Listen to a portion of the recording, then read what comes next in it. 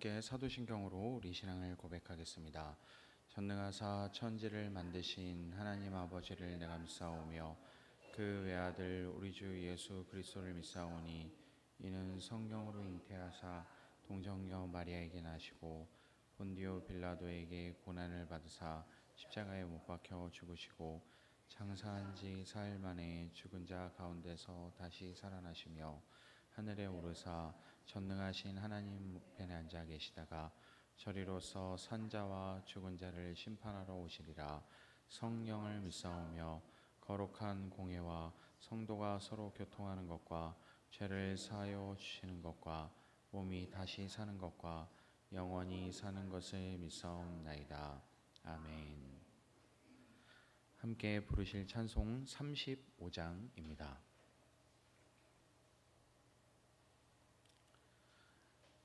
찬송가 35장 큰 영화로우신 주입니다.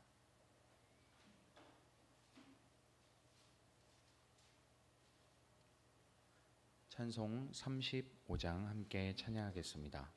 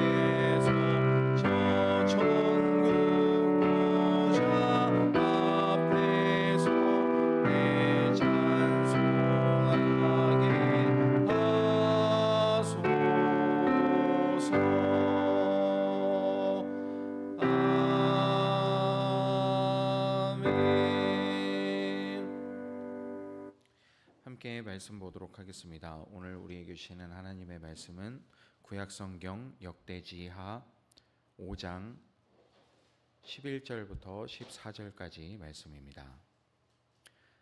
구약성경 591페이지 역대지하 5장 11절부터 14절까지입니다.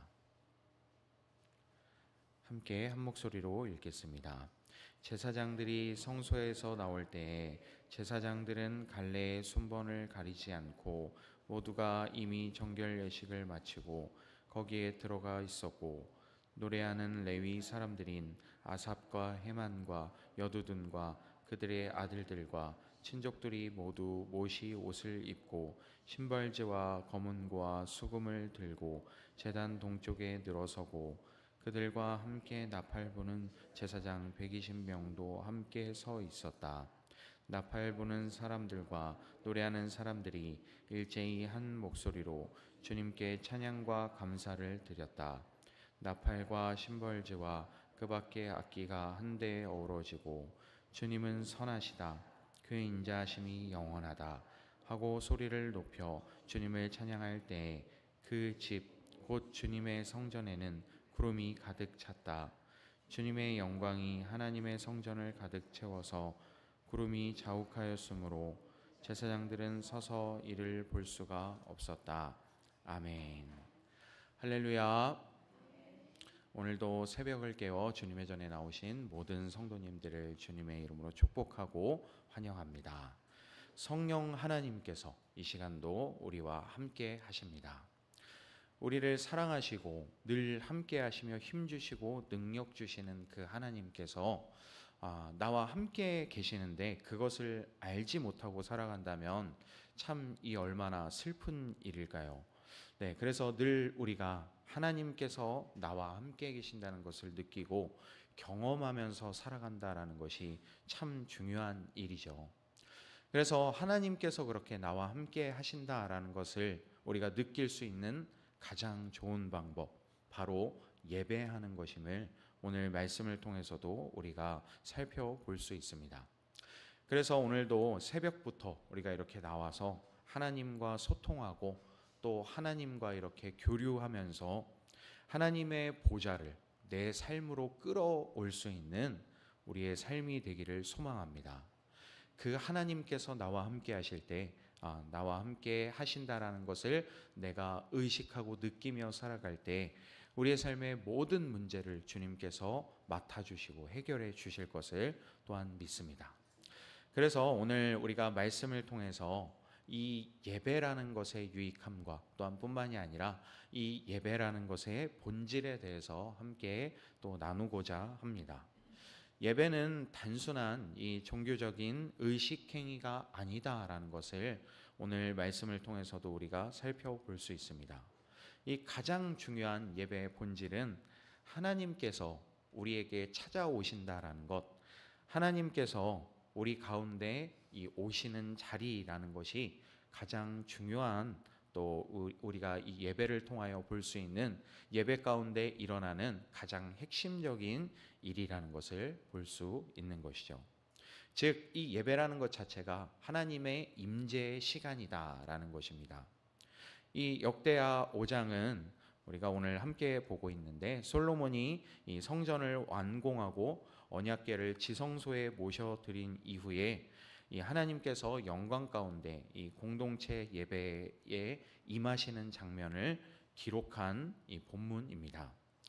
이 장면은 이 예배의 가장 중요한 것이 무엇인지, 하나님께서 어떠한 예배 가운데 응답하여 주시는지를 보여주는 또 짧고 강력한 메시지라는 것을 볼 수 있습니다.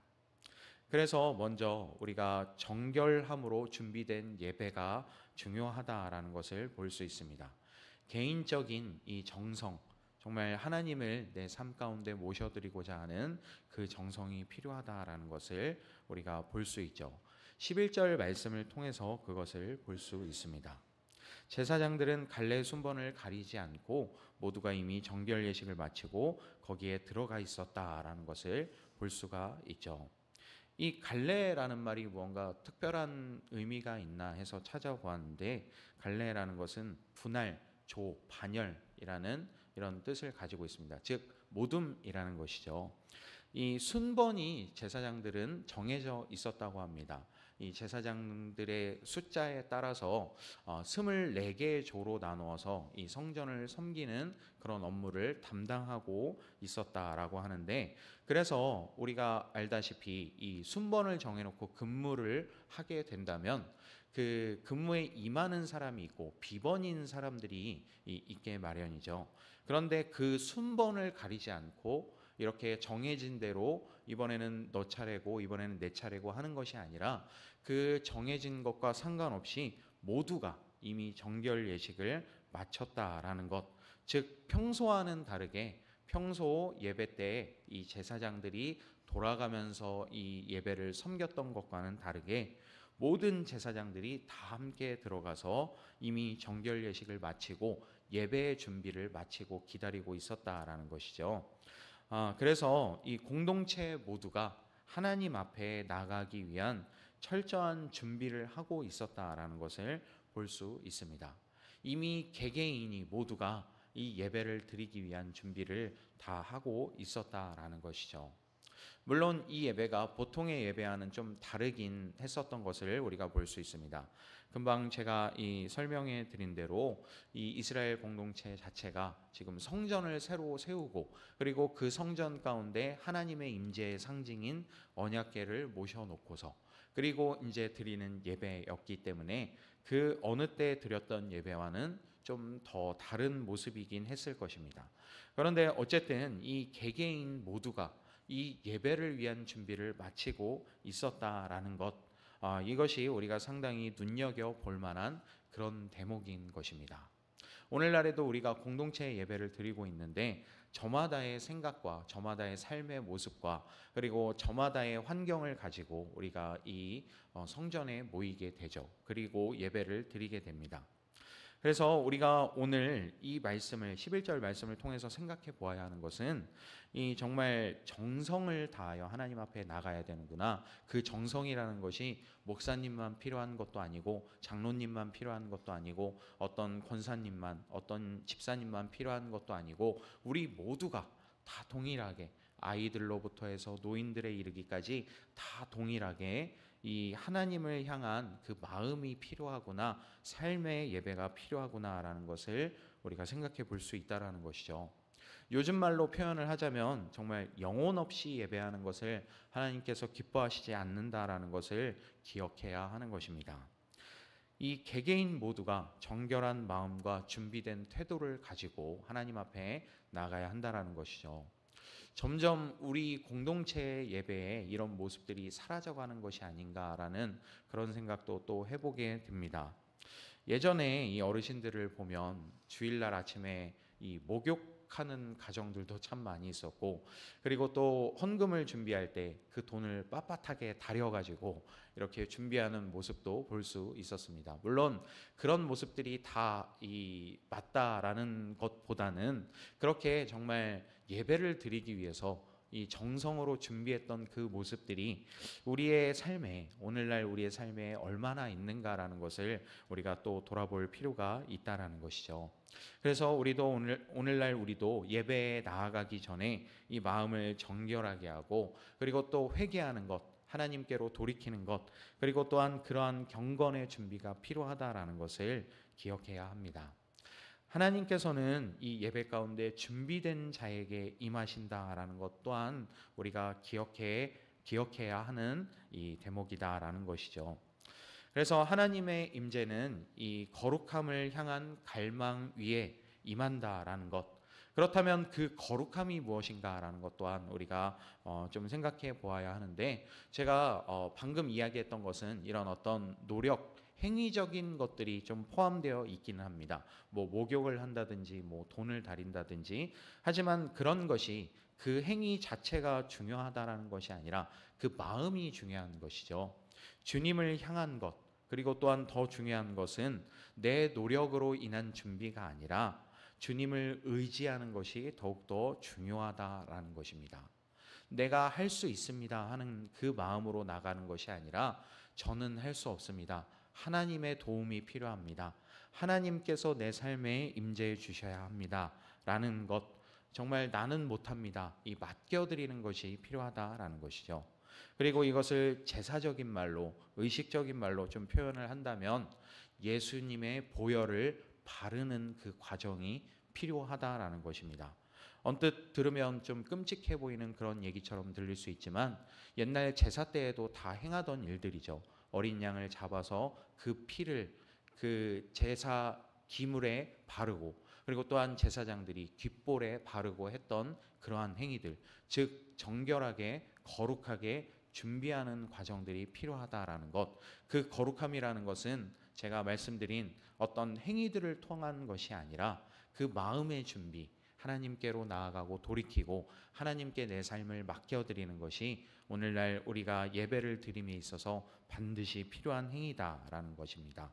그리고 또한 이런 개인적인 준비뿐만이 아니라 공동체의 준비도, 이 정성도 상당했던 것을 12절, 13절 말씀을 통해서 또 볼 수 있습니다. 이 나팔 부는 사람들, 노래하는 사람들이 일제히 한 목소리로 주님께 찬양과 감사를 드렸다라는 이러한 기록을 함께 살펴볼 수 있는데, 모두가 함께, 이 공동체 모두가 함께 하나된 찬양을 드릴 때에 하나님의 영광이 또한 임했다라는 것을 볼 수 있습니다. 그리고 그 찬양의 내용은 이 말씀에서 우리가 볼 수 있는 것처럼 주님은 선하시다, 그 인자하심이 영원하다 하는 이 하나님의 성품을 높이는 이 고백이 있었던 것을 볼 수 있습니다. 이것이 찬양의 본질이다라는 것 또한 우리가 생각해 볼 수 있죠. 여러 가지 주제의 찬양들이 있지만 그 중에 가장 중요한 것, 하나님을 정말 칭송하는 것, 하나님을 감사하고 기뻐하고, 그리고 또한 하나님의 능력에 대해서 우리가 이야기하고 고백하는 것이 반드시 필요하다라는 것입니다. 이러한 하나님을 높이는 공동체의 고백, 그리고 그 안에 하나님의 영광이 머무르는 것이 바로 이 예배의 모습이다라는 것을 오늘 말씀을 통해서 우리가 볼 수 있는 것입니다. 그렇기 때문에 찬양이라는 것은 단순한 음악이 아닌 하나님을 향한 사랑과 경외의 표현이다라는 것 또한 우리가 볼 수 있죠. 이렇게 하나된 예배 가운데 하나님께서 영광 가운데 임하신다라는 것을 볼 수 있습니다. 이렇게 개인적인 준비와 또한 공동체적인 이 마음의 정성을 다한 결과로 하나님의 영광이 임재하게 된다라는 것을 또한 우리가 볼 수 있는데, 14절 말씀 함께 읽어보도록 하겠습니다. 14절 말씀 함께 읽겠습니다. 하나님의 성전을 가득 채워서 구름이 자욱하였으므로 제사장들은 서서 이를 볼 수가 없었다. 아멘. 하나님의 영광이 구름처럼 성전에 가득 차게 되어서 제사장들이 감히 서 있지도 못할 정도였다라는 것이죠. 아주 실제적이고 압도적인 임재를 보여주는 그런 말씀입니다. 예배라는 것이 물론 사람의 입장에서 하나님 앞에 삶을 드리고 헌신한다는 의미가 있기는 하지만, 사실 이 예배에 더욱더 궁극적이고 본질적인 것은 우리가 하나님을 섬긴다라는 것보다 더 중요한 것은 하나님께서 우리에게 찾아오시는 시간이다라는 것을 우리가 기억해야 합니다. 그래서 하나님의 이 압도적인 정말 거룩한 이 임재가 임하게 되면 인간의 모든 행위가 멈춰질 수밖에 없고 이 하나님을 경외하는 것밖에 남지 않게 된다는 것을 오늘 우리가 말씀을 통해서 또한 알 수 있는 것이죠. 그래서 오늘도 우리가 예배 가운데 임할 때에 그 하나님의 영광이 임하기를 소망하며 함께 예배해야 합니다. 그렇다면 우리가 좀 생각해 보아야 합니다. 내가 어떠한 마음으로 현재 예배를 드리고 있는가? 그리고 우리의 공동체의 예배의 모습은 어떠한가? 이것을 우리가 좀 돌아보면서 내 삶을 온전히 하나님께로 향하고, 또한 오늘도 내가 삶을 하나님께 의지하며 맡겨드리고, 또한 우리가 공동체적인 이 하나됨으로 또 하나님을 찬양하며 또 감사하며 나아갈 때 하나님의 임재가 이 예배 가운데 임한다라는 것을 우리가 기억하면서 우리가 이 예배 하나하나를 또한 정성되이 준비해야 된다라는 것을 기억해 보아야 합니다. 그래서 예배는 형식적인 행사가 아니라 하나님과의 만남 그 자체이며, 그리고 또한 오늘도 우리의 이 예배 가운데 하나님의 영광이 임하게 된다라는 것을 우리가 기억하면서 예배 가운데 임해야 한다라는 것을 말씀을 통해서 함께 나누었습니다. 이제 말씀을 정리하도록 하겠습니다. 이 역대하 5장의 장면은 단순한 역사적인 사건일 뿐만이 아니라 오늘날 우리에게 주시는 예배에 대한 본질의 이 예배 본질에 대한 메시지인 것을 우리가 기억해야 합니다.